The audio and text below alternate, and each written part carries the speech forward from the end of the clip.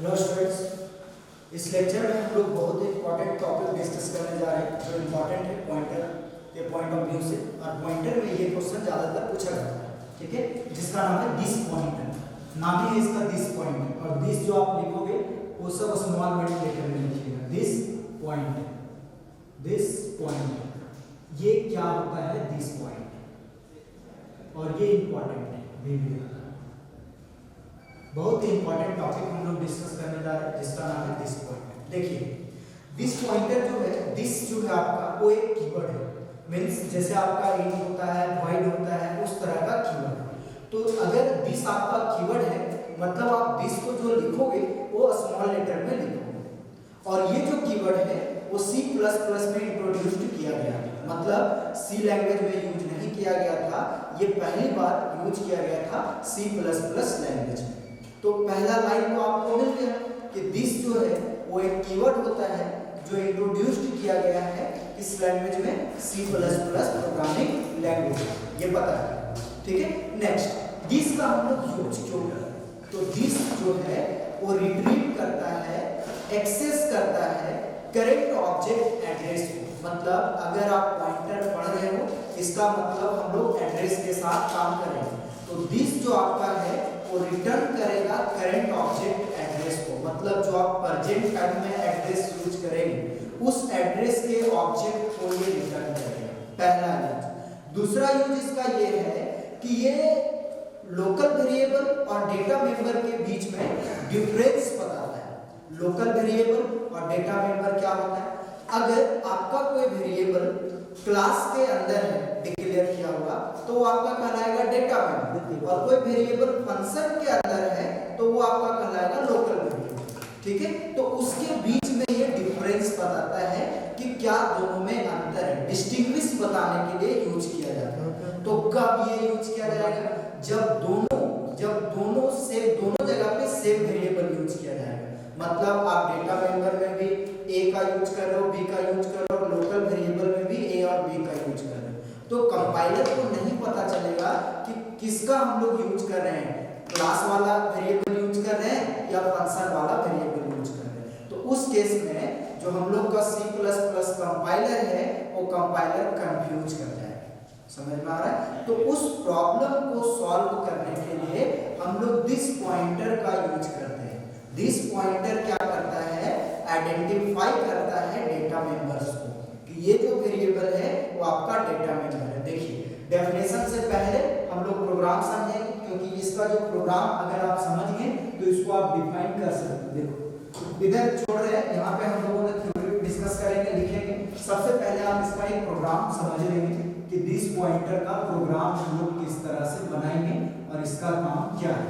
देखिए आप दो हेडर फाइल लिख दोगे, लिखने के बाद आपको एक क्लास बनाना है और हम लोग क्लास बनाए नंबर नाम का। किस नाम का बनाए? नंबर नाम का एक क्लास बनाए, ठीक है, कर्ली ब्रेसेस फॉर्म। अब आप देखोगे इंट हम लोग ए वेरिएबल लिए और एक बी, ये बाय डिफॉल्ट किस एरिया में? तो सिर्फ ये प्राइवेट एरिया में। अब हम लोग पब्लिक का यूज करेंगे। किसका यूज करेंगे? पब्लिक का। पब्लिक लिख लिए। पब्लिक लिखने के बाद हम लोग एक फंक्शन लेंगे जिसका नाम होगा void input फंक्शन। क्या नाम होगा? void input function. और इसमें भी int a लेंगे और int b। देखिए सेम टाइप का ये जो आप पैरामीटर पास किए हैं ये आपका लोकल वेरिएबल और ये आपका डेटा मेंबर है जो क्लास वेरिएबल होता है। समझ में? दोनों जगह पे सेम है, यहाँ पे भी है, यहाँ पे भी है, यहाँ पे भी है और यहाँ पे भी है। ये बहुत ही कॉन्सेप्चुअल टॉपिक है। इसमें बहुत सारे टीचर्स जो है वो बोलते हैं कि एक प्रोग्राम में सेम टाइप का वेरिएबल नहीं डिक्लेयर कर सकते। ये उनका जो स्टेटमेंट है वो बिल्कुल गलत है, ये गलत है। मैं अभी आपको प्रूफ करके दिखाऊंगा कि एक प्रोग्राम में आप सेम टाइप का वेरिएबल डिक्लेयर कर सकते हैं, लेकिन जो उसका एक्सेस करने का तरीका होगा वो अलग होगा। और उसके लिए हम लोग को एक्स्ट्रा टेक्निक का यूज करना होगा, और वो जो एक्स्ट्रा टेक्निक हम लोग यूज करेंगे उसी को हम लोग बोलेंगे दिस पॉइंटर। देखोगे किस तरह से एक्सेसिंग करेंगे। देखो आप अगर इस तरह से लिखते हो कि इस ए में ये वाला ए का वैल्यू डालना है तो a = a लिख दो।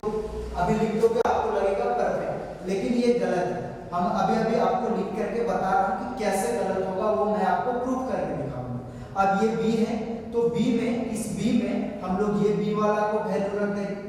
अब ये हो गया क्लोज। क्लोज होने के बाद हम लोग एक वॉइड डिस्प्ले नाम का फंक्शन लेंगे, डिस्प्ले नाम का फंक्शन लेंगे, और इसमें हम लोग ए और बी का वैल्यू डिस्प्ले करवाएंगे। Backslash n A equal to A का वैल्यू प्रिंट करेंगे, सी और backslash n B equal to B का वैल्यू हम लोग प्रिंट करेंगे, और एक आप करेक्ट ऑब्जेक्ट को प्रिंट करवाओगे। Backslash n current object address, जो भी इसका एड्रेस होगा, एड्रेस जो होगा वो आपका हेक्साडेसिमल फॉर्म में डिस्प्ले करें। तो अगर आप करेंट ऑब्जेक्ट का एड्रेस डिस्प्ले करवाना चाहते हैं तो आपको सिर्फ लिखना पड़ेगा दिस। मतलब आपको ये कॉन्सेप्ट पहला समझ में आया कि अगर आप करेंट ऑब्जेक्ट का एड्रेस चाहते हो तो आपको दिस लिखना होगा, यहाँ पे ये डिस्प्ले करेगा।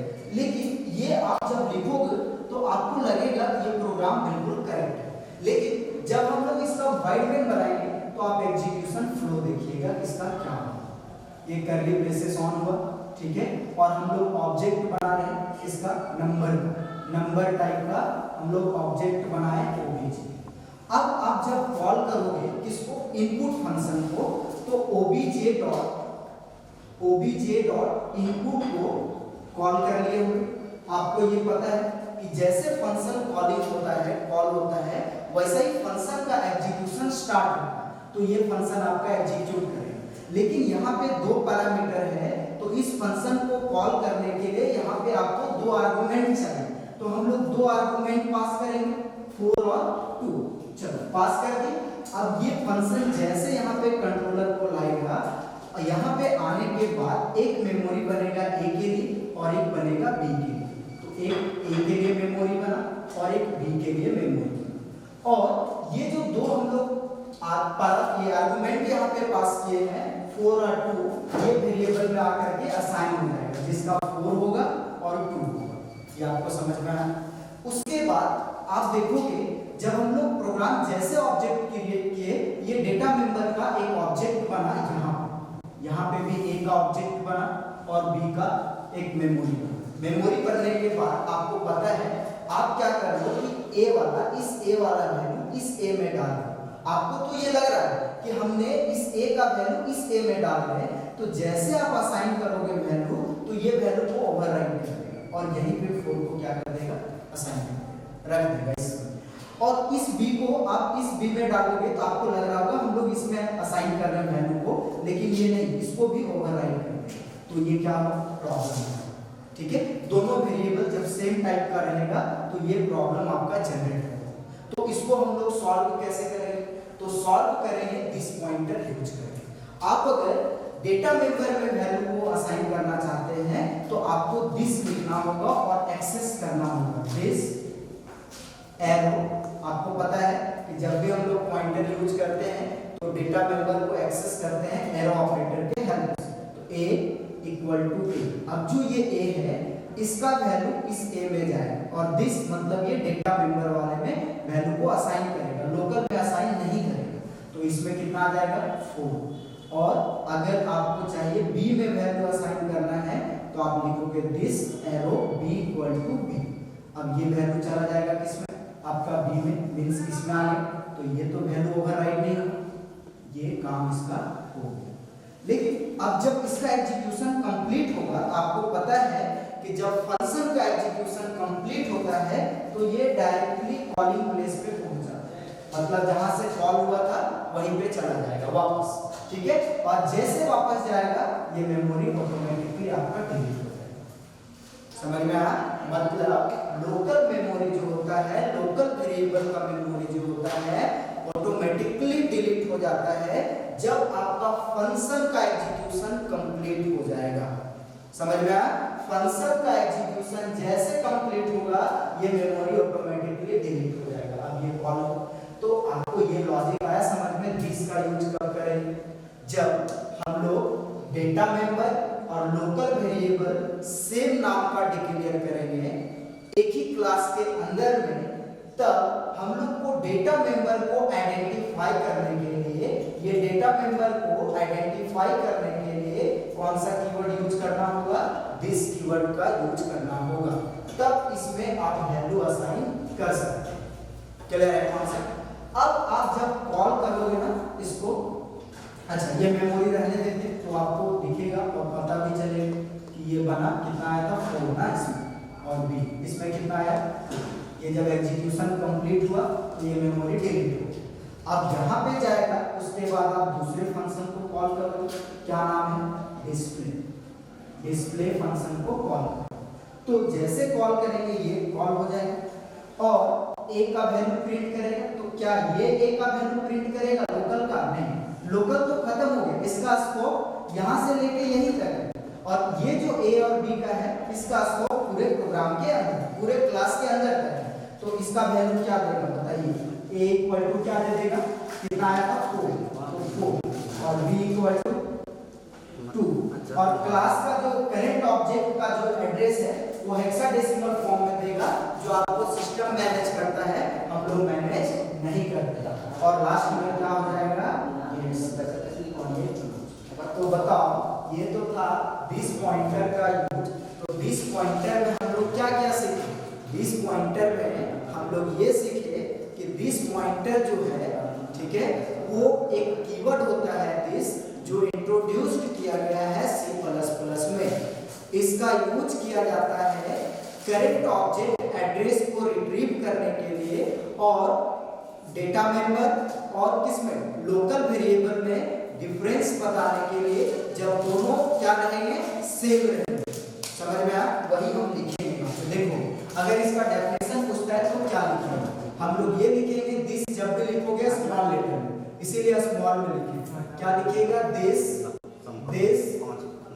Is a keyword. दिस क्या है, ये कीवर्ड है, मींस प्री डिफाइंड वर्ड है। इसका स्पेलिंग मीनिंग कैपिटल स्मॉल आप यूज नहीं कर सकते, ऐसा नहीं कि ये स्मॉल में डिफाइन है तो स्मॉल ही यूज करोगे आप, और दूसरा कुछ भी यूज नहीं कर सकते। ठीक है, जो इंट्रोड्यूस्ड किया गया है, which is introduced in C++, जो किसमें इंट्रोड्यूस्ड किया गया है, C++ में, सी लैंग्वेज में इसका यूज नहीं किया गया। ठीक है, नेक्स्ट अब हम लोग देखेंगे कि दिस का यूज हम लोग क्यों करते हैं। तो दिस यूज किया जाता है, इज यूज्ड टू रिट्रीव। अगर रिट्रीव नहीं समझ में आएगा तो आप रिटर्न भी लिख सकते हो, return the current object address. Current object address को रिट्रीव करने के लिए किसका यूज किया जाता है, दिस पॉइंटर का। देखिए ये आपका करंट ऑब्जेक्ट था ओबीजे, इसका एड्रेस अगर आपको चाहिए तो यहां पे प्रिंट करेगा, ये एक्सेस करेगा, रिटर्न करेगा। तो आप देखोगे अगर ये आप यहां पे आए, उसके बाद आप इसका एक और यूज करते हो, and distinguish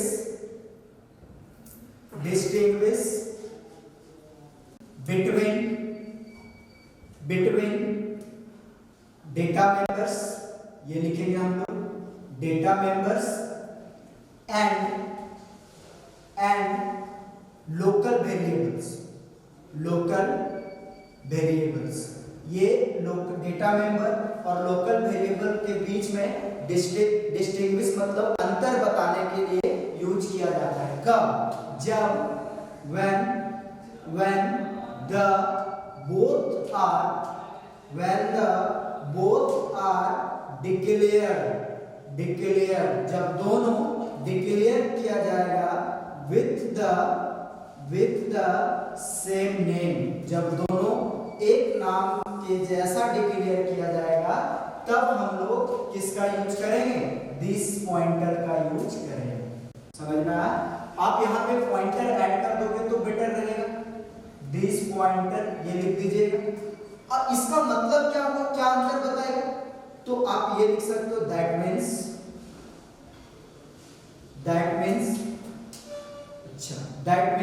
when ever data member data members and local variables are declared with the same name। ये लिखे हैं जब कभी भी आपका डेटा मेंबर और लोकल वेरिएबल्स डिक्लेयर किया जाएगा सेम नाम के साथ, तब then the compiler जो हाई से लो में बदलता है, ठीक है, compiler will get confused। तब कंपाइलर जो है वो कंफ्यूज हो जाएगा कि कौन सा डेटा मेंबर है आपका और कौन सा आपका मेंबर फंक्शन है। Confuse which one is data member and और यूज करो यहाँ पे बेटर रहेगा, और which one is local variable। कौन सा आपका डेटा मेंबर है और कौन आपका लोकल वेरिएबल है। सो कंपाइलर क्या हो जाएगा आपका, कंफ्यूज कर जाएगा। ड्यू टू दिस रीजन, जिसके चलते due to this reason this pointer is used to identify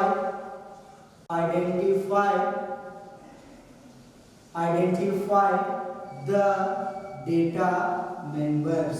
मतलब डेटा मेंबर्स को आइडेंटिफाई करने के लिए हम लोग किसका यूज करते हैं, दिस पॉइंटर का यूज करते हैं। आप नॉर्मली आप यहाँ से भी समझ सकते हैं, जो आपको समझाए उसी को हम लोग यहाँ पे एक्सप्लेन करके लिखे हैं। क्या लिखे हैं वो आपको फिर से रिपीट करते हैं। आप इसको जब भी पढ़ोगे बहुत इजी लैंग्वेज लिखा हुआ है, आपको सारा कुछ समझ में आएगा डिटेल। जैसे देखो क्या होता है, सबसे पहला पॉइंट आपको ये बताए कि दिस एक कीवर्ड होता है जो इंट्रोड्यूस्ड किया गया था C++ में, समझ में आया। दूसरा ये बताए कि दिस पॉइंटर का यूज किया जाता है करेक्ट ऑब्जेक्ट एड्रेस रिटर्न करने के लिए। देखो ये करेक्ट ऑब्जेक्ट है, इसका एड्रेस चाहिए तो आप किसका यूज करोगे, दिस का यूज करोगे, पहला यूज। दूसरा यूज ये बताए कि ये यूज किया जाता है डेटा मेंबर, ये हुआ डेटा मेंबर और ये हुआ लोकल वेरिएबल। डेटा मेंबर और लोकल वेरिएबल के बीच में अंतर बताने के लिए, समझ में आया। कब अंतर बताएगा, जब आपका डेटा मेंबर और लोकल वेरिएबल सेम नाम का होगा। यही ना लिखा हुआ है, देखो A और A सेम नाम का है, तो ये क्या करेगा, अंतर बताएगा। तो अंतर अगर ये नहीं बताता है तो हम लोग का जो कंपाइलर है वो कंफ्यूज कर जाएगा। तो कंपाइलर के कंफ्यूजन को हटाने के लिए हम लोग डेटा मेंबर को आइडेंटिफाई करते हैं किसके द्वारा, दिस पॉइंटर के द्वारा। ये यूज है दिस पॉइंटर का। मतलब दो यूज हुआ, एक करेंट ऑब्जेक्ट के एड्रेस को रिटर्न करता है और एक आइडेंटिफाई करता है डेटा मेंबर्स। बस ये था दिस पॉइंटर, ये हुआ एग्जांपल और ये हुआ उसका डेफिनेशन। ये क्वेश्चन अभी तक 2-3 बार आपके एग्जाम में पूछ चुका है और ये लॉन्ग क्वेश्चन भी आता है और 2 मार्क्स में भी आता है, दोनों में पूछा हुआ है। तो आप इसको अच्छे से पढ़ोगे। अगर 2 मार्क्स में पूछेगा तो आपको सिर्फ डेफिनेशन लिखना रहेगा, और 3 मार्क्स में पूछेगा तो आप ये पूरा डेफिनेशन लिखिएगा और साथ में एक प्रोग्राम बनाइएगा जो बताया, तो आपको 3 मार्क्स मिलेगा। ठीक है, थैंक यू।